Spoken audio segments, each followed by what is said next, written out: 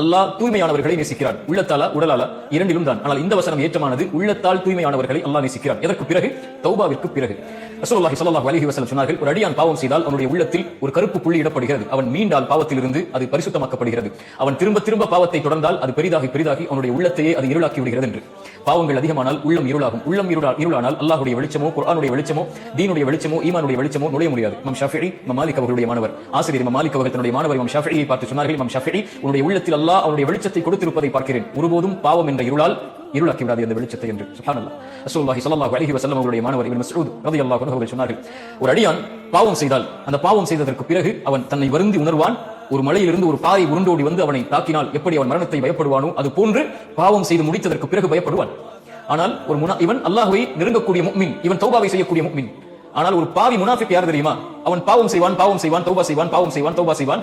ஆனால் அவனுடைய உணர்வு, அவனுடைய மூக்கில் ஒரு ஈ உட்கார்ந்து சென்றால் எதுவோ அது போன்றுதான் இருக்கும் என்று. யாருடைய நிலைமை? என் நிலைமை உங்கள் நிலைமை அல்லவா? ரசூலுல்லாஹி ஸல்லல்லாஹு அலைஹி வஸல்லம் அதனால சொன்னார்கள், அன்னதமு அத்தௌபா, பாவத்தை உணர்தல் தான் அல்லாஹ்வை நோக்கி மீளுதல் என்றார்கள்.